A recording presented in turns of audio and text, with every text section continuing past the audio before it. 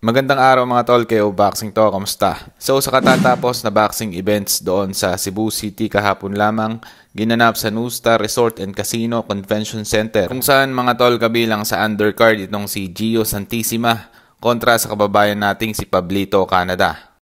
Samantala, bago umakyat ng ring itong si Gio Santissima ay may baong kartada na 22 wins with 7 losses, habang ang kalaban na si Pablito Canada ay may 8 wins, 24 losses at 6 na draw. Sa laban mga tol ay nangibabaw ang eksperyensado at mas batikan sa larangan na si Gio Santissima. Bagamat nanggaling sa tatlong magkakasunod na talo ang ating kababayan na si Gio Santissima, huling nagbabalik ng harapin ito si Pablito Canada na kapwa Pinoy din mga tol. Dahil sa makunat na panga at pangangatawan nitong si Pablito Canada mga tol, hindi ito nagawang patumbahin ni Gio Santissima. Kaya naman dahil dyan mga tol, saludo pa rin dito kay Pablito Canada. At matapos nga ang laban mga tol, nakuha ni Gio Santissima ang panalo via one-sided and lopsided unanimous decision. So abangan na lang natin ang mga susunod na kabanata sa karera ng boxing ni Gio Santissima mga tol. Samantala sa rematch fight ni Kaita Kurihara at ni Froilan Saludar mga tol, natalo nga si Froilan Saludar by 8 round TKO at naiuwi ng Hapon ang OPBF Bantamweight at bakanting IBF Pan Pacific Bantamweight title. Samantala, pagdating naman sa main event mga tol, sa pagitan ni Arvin Magramo kontra kay Christian Araneta para sa IBF Junior Flyweight Title Eliminator, hindi na nga nakuhang tapusin ni Arvin Magramo ang laban. Dahil sa unang round pa lang mga tol, tinapos na siya ni Christian Araneta at mapasa kamay nito ang IBF Light Flyweight Title Eliminator. Ibig sabihin nito mga tol,